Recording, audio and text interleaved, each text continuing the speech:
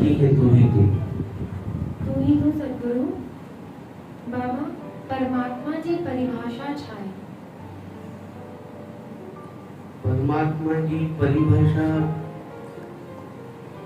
परमात्मा कोई व्यक्ति त आहे न जेको तव्हांजे समीप अची वेंदो, तव्हांखे ॾिसण अची वेंदो। हिकु माण्हू जी सोच इतां ताईं निर्भर थी वई आहे कि बस उहे परमात्मा खे मंदिरनि में था ॻोल्हनि, मस्जिदनि में था ॻोल्हनि। मां खे धर्म खे ठेस नथो पहुचाए पियो, पर उते केवल मूर्तियूं ई आहिनि ऐं उन्हनि जो कोई बि अस्तित्व कोन्हे।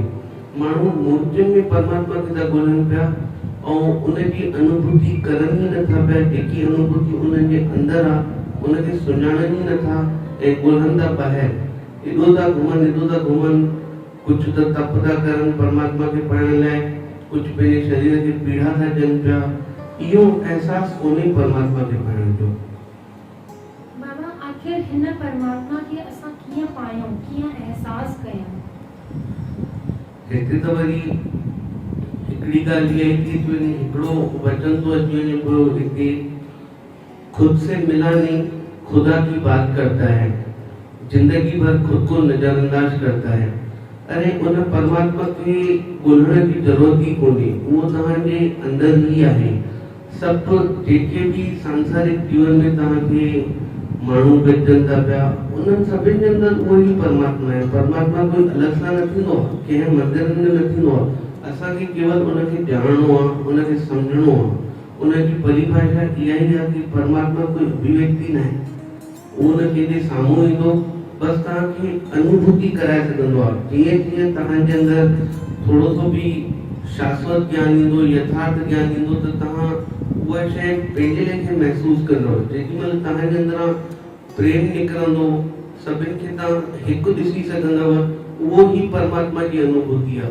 ऐं पंहिंजे पाण में एॾो आनंद ईंदो आहे। परमात्मा जी अनुभूति कुझु अलॻि सां न थींदी आहे, उहो पंहिंजे अंदरि ई समायल आहे। ऐं केवल उनजी अनुभूति कयो, हेॾे होॾे घुमण सां कोई फ़ाइदो ई कोन्हे, केवल पंहिंजो जीवन ई व्यर्थ था कयो हिननि सभिनी ॻाल्हियुनि में। बाबा, यानी परमात्मा खे सभिनि खां पहिरीं असां सभिनि माण्हुनि में ॾिसूं जो असांजे इर्द गिर्द आहिनि।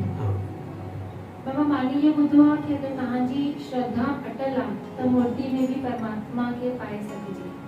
उहो तव्हांखे श्रद्धा अटल करण में बि त थोरियूं परीक्षाउनि जो सामनो करणो पवंदो।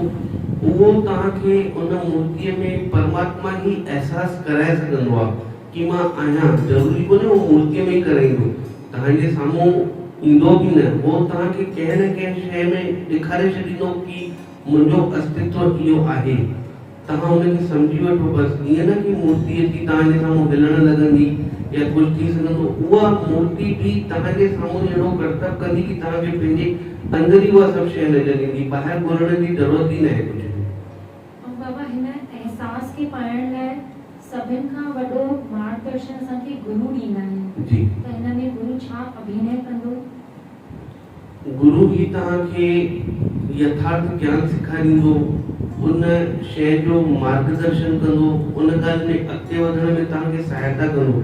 गुरु तव्हां सां गॾु हलण लाइ नाहे, तव्हांखे गुरुअ खे बि सम्झणो पवंदो, अपनाइणो पवंदो। इन खां पोइ त तव्हांजे अपनाइण सां बि कुझु न थींदो जेसि ताईं गुरु नथो अपनाए पियो। गुरु तव्हांखे पंहिंजो कंदो, तव्हां में वरी श्रद्धा ॾिसंदो त तव्हांखे उन्हनि सभिनि ॻाल्हियुनि जी अनुभूति कराए सघंदो आहे। ऐं गुरुअ खे ई उहो स्थान मिलियल आहे। असांखे भॻवान खे थोरी ॾिठो आहे। माण्हू कृष्ण भॻवान जूं ॻाल्हियूं कंदा आहिनि, राम भॻवान जूं ॻाल्हियूं कंदा आहिनि, कंहिं ॾिठो आहे उन्हनि खे? उन्हनि खे त केवल असां मूर्तियुनि में ई ॾिठो आहे, आकृति ॾिठी आहे। परमात्मा जी कोई बि आकृति कोन्हे, उहो हिकदमि निराकार आहे। तव्हांखे हुनजी अनुभूति करणी आहे। बाबा, परमात्मा जो स्वरूप गुरु आहे, यानी अगरि असांखे एहसास करणो आहे उन शइ खे, अॻिते वधणो आहे त सभिनि खां पहिरीं असांखे गुरु जे हथां समर्पण करणो पवंदो। गुरुअ जे हथां समर्पण बि करणो पवंदो। उनजो संग त आहे ई आहे। हिन महिल माण्हू केतिरो बि अहंकार में हले कि न मूंखे गुरुअ जी ज़रूरत आहे, न मूंखे कंहिं भॻवान जी ज़रूरत आहे। पर कहिड़ो समय अहिड़ो थी गुज़रंदो आहे जेॾीमहिल तव्हांजो गुरु ई तव्हांजो सचो साथी थींदो आहे। हिकु इहो ई शाश्वत प्रेम आहे, गुरु ऐं शिष्य जो रिश्तो। ॿियो सभु कूड़ आहे, ॿियो सभु औपचारिकताउनि वारा रिश्ता आहिनि उन्हनि जो कोई मतलब भी कोन्हे। अॻिते हली करे तव्हांजो जीवन भी सरल गुरु ई कंदो। बाबा असांजी हमेशा सां इहा धारणा रही आहे, जनम वठंदा आहियूं पहिरें असां पंहिंजी लाइफ जीअण चालू कंदा आहियूं, टीनेजर लाइफ अॻिते वधंदा आहियूं, गुरु खे नाम पढ़णु ध्यानु करणु हिन खे हमेशा असांजे आख़िरी में रखियो आहे। कीअं छो? हे त सभिनि खां पहले प्राथमिकता हुजणी खपे असांखे। हिकु त माण्हुनि जी सोच एसिताईं ख़तम थी थी वञे कि कंहिंखे कोई भी तकलीफ़ अचे थी तेॾी महिल ई गुरु यादि थो अचे पियो। ऐं निस्वार्थ त कंहिं गुरुअ खे ॼाणियो बि कोन्हे, सभु स्वार्थ जे पोयां ई गुरु वटि विया। जंहिं समय तव्हां निस्वार्थ गुरु वटि वञी सघो, उनखे पाए सघो, त उन खां वॾी कोई अनुभूति ई कोन्हे, उन खां वॾी कोई मौज ई न आहे। गुरु जे प्रति निस्वार्थ छा आहे? गुरुअ जे अॻियां अचो, अगरि तव्हां गुरुअ खे अंतर्यामी मञो था, उनखे पंहिंजो भॻवानु मञो था, त तव्हांखे उनखे पंहिंजो तकलीफ़ ॿुधाइण जी बि ज़रूरत कोन्हे। गुरु अगरि अंतर्यामी आहे त उहो पंहिंजे लेखे सम्झंदो।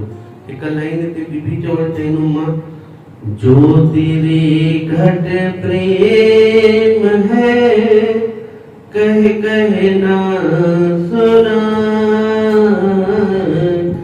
जो तेरे घट प्रेम है कह कह ना सुना, अंतर्यामी जानिए अंतर्गत का भाव, अंतर्यामी जानिए अंतर्गत का भाव। इहो ई आहे हिन लाइन में। केवल असांखे हुन परमात्मा जी अनुभूति करणी आहे, उनजो एहसास करणो आहे। तव्हां उनखे अंतर्यामी सम्झो था, सुञातो आहे, त तव्हांजूं तकलीफ़ जो हुन खां परे आहे। बाबा गुरु जो प्रेम हमेशा निस्वार्थ हूंदो आहे शिष्य लाइ। शिष्य नादान आहे, स्वार्थी भी आहे, पर ऐं शिष्य जी ये चाह भी हूंदी अथसि कि किथे न किथे इहो प्रमाण मिले कि गुरु असांजे अंदर जी ॻाल्हि इते भी माण्हुनि जे अंदरि ॿ शिष्य जॾहिं पाण में मिलंदा आहिनि, इते भी शिष्यनि जे अंदरि तर्क ईंदी आहे कि गुरु हिन ते ध्यानु वधीक थो ॾे, हिन में उहा चाहत भी कोन्हे त गुरु हिन सां वधीक मिलियल आहे। अरे तव्हां उहो नथा सम्झो कि जेको ॿार कमज़ोर ईंदो त गुरु पहिरियों हुन ते ई ध्यानु ॾींदो। गुरु त कंहिंखां परे आहे ई न, सभु हुन जा ॿार आहिनि। तू ही तू तू ही तू